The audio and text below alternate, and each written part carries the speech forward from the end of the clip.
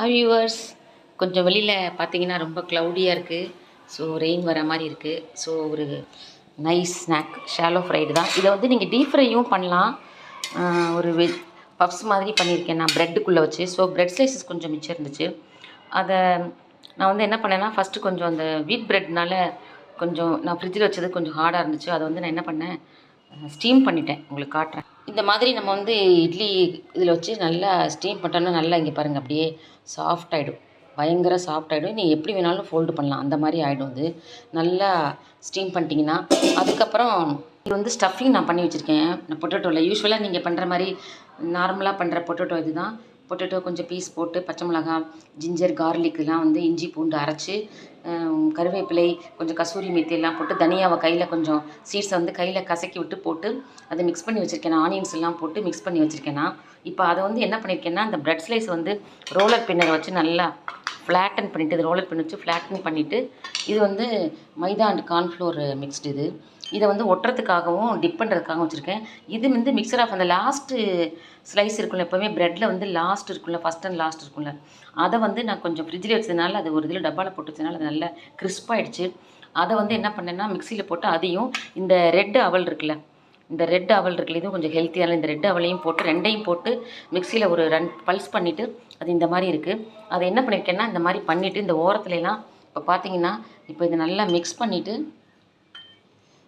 நல்லா மிக்ஸ் பண்ணணும். மிக்ஸ் பண்ணிவிட்டு என்ன பண்ணணுன்னா அதை வந்து இந்த ஓரத்தில் அப்படி கொஞ்சமாக அப்படி ஊற்றிட்டு, இந்த சைட்லேயும் கொஞ்சம் ஊற்றிட்டு, இங்கேயும் 4 பக்கமும் நல்லா ஊற்றிட்டு, அதுக்கு தான் பாருங்கள் இந்த 2 பக்கமும் கொஞ்சம் இடம் விட்டுறணும். ஸ்டஃபிங் வைக்கும்போது இடம் விட்டுட்டு, இப்போ நீங்கள் வந்து இதில் எக்கு உங்களுக்கு என்ன பிடிக்குமோ வச்சுக்கலாம். ஆலு தான் வைக்கணும்ல. நிறைய பேருக்கு கேஸ்ட்ரிக் டபுள் இருக்கிறனால ஆலு ஒத்துக்காது. ஆலுக்கு பதிலாக நீங்கள் கேபேஜ், மிக்ஸ்டு வெஜிடபிள்ஸு, எக்கு, இல்லை வெறும் ஆனியன் சமோசா மாதிரி வெறும் ஆனியன் வச்சு நீங்கள் பண்ணிக்கலாம். இப்போ இந்த மாதிரி இதை ஒட்டிட்டு நல்லா க்ளீனாக இது பண்ணிவிட்டு, இப்போ இதை டீப் ஃப்ரையும் பண்ணலாம். நீங்கள் பாருங்கள் அது எவ்வளோ நல்லா இதை டீப் ஃப்ரை பண்ண மாதிரியே நல்லா கிறிஸ்பாகுது பாருங்கள். நல்லா கிறிஸ்பாக வரும். நம்ம தோசைக்கல்லில் ஷாலோ ஃப்ரை பண்ணி கூட சாப்பிட்லாம். உள்ளுக்குள்ளே அந்த ஸ்டஃபிங் இருக்கும். நம்ம கெச்சப் வச்சுட்டு சாப்பிட்லாம், இல்லை வேறு ஏதாவது க்ரீன் சட்னி அந்த மாதிரி வச்சுட்டு கூட சாப்பிட்லாம். இப்போ இதை வந்து இதில் வந்து டிப் பண்ணிவிட்டு, இப்படி டிப் பண்ணிவிட்டு இதை எடுத்துகிட்டு இப்போ இதில் வந்து பரட்டி எடுத்துடணும். அவ்வளோதான். இதில் பண்ணிவிட்டு கொஞ்சம் இது பண்ணிவிட்டு நீங்கள் வந்து இதில் போடணும். தோசைக்கல்லில் எண்ணெய் தடவிட்டு அதில் போட்டிங்கன்னா நீட்டாக வந்துடும். அதே சமயத்தில் இதை வந்து நான் வந்து ட்ரை பண்ணியிருக்கேன். க்ரில்லையும் ஓடிஜி அவன் இருக்குல்ல, அதில் நீங்கள் க்ரில் பண்ணாலும் ரொம்ப நல்லா வரும். க்ரில்லை வச்சு ட்ரை பண்ணி பாருங்கள். அதுவும் நல்லா வரும். ஏர் ஃப்ரையர்லேயும் ரொம்ப நல்லா வருது. நான் எல்லா இதுலேயுமே ட்ரை பண்ணியிருக்கேன். இதை ஏர் ஃப்ரையர்லேயும் நல்லா வரும். நீங்கள் ட்ரை பண்ணி பாருங்கள். ஸோ இப்போது ஒரு ஹாட்டான நல்ல பப்ஸ் மாதிரி உங்களுக்கு கட்லெட் வந்து ரெடி ஆகிடுச்சு.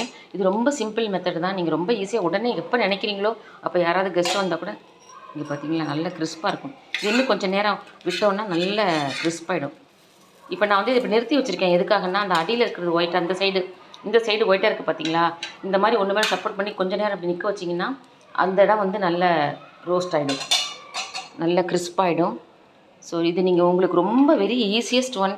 பசங்களுக்கும் கொடுக்கலாம். உள்ள ஸ்டஃபிங் வந்து நீங்கள் என்ன வேணால் வச்சுக்கலாம். ஸ்டஃபிங் உள்ள எனி வெஜிடபிள்ஸ் வச்சுக்கலாம். இல்லை நீங்கள் அந்த ஹோல் கிரெயின்ஸ் கூட பண்ணி அதில் கொஞ்சம் இதே மாதிரி க்ரீன் சில்லி, ஜிஞ்சர், கார்லிக்லாம் போட்டு, கரம் மசாலா போட்டு, அந்த சோலை மசாலாலாம் போட்டுட்டு நீங்கள் வந்து ட்ரையாக பண்ணி நல்லா ஸ்மாஷ் பண்ணி வச்சிங்கன்னா கூட அது கூட ஹெல்த்தி தான். அந்த மாதிரி ஃபில்லிங் வச்சு கூட ப்ரெட்டில் இந்த மாதிரி பண்ணலாம். டீப் ஃப்ரை பண்ணால் நல்லாயிருக்கும். பசங்களும் ரொம்ப லைக் பண்ணுவாங்க. பட் நாங்கள் எல்லாருமே இங்கே ஏஜ்டு பீப்புளாக இருக்கிறதுனால நான் டீப் ஃப்ரை பண்ணலை. நான் ஷாலோ ஃப்ரை தான் பண்ணியிருக்கேன். ஸோ நீங்கள் வேணும்னா டீப் ஃப்ரை பண்ணிக்கோங்க. ஷாலோ ஃப்ரை பண்ணால் சும்மா இந்த மாதிரி பேருக்கு லைட்டாக எண்ணெய் விட்டால் போதும். இவ்வளோ தான் பண்ணியிருக்கேன் பாருங்கள்.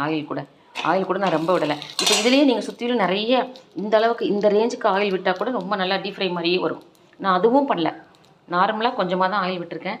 ஸோ நீங்கள் ட்ரை பண்ணி பாருங்கள். இது கூட கொஞ்சம் வேணால் ஹெல்த்தியாக வேணும்னா அந்த தாளிக்கிற மாதிரி கருவேப்பிலை போடுற மாதிரி கொத்தமல்லி தலையெல்லாம் போட்டிருக்கேன். அந்த மாதிரி பண்ணுற மாதிரி நீங்கள் கீரையெல்லாம் கூட ஆட் பண்ணிக்கலாம். பசங்களுக்கு ஹெல்த்தியாக கொடுக்கணுன்னா கீரை கூட சாட்டை பண்ணி ஆட் பண்ணிக்கலாம் நீங்கள். தேங்க்யூ ஃபார் வாட்சிங். Hope you like it. நீங்களும் ட்ரை பண்ணி பாருங்கள். ரொம்ப ஈஸியாக இருக்கும். God bless you all. Like, share and comment. Thank you.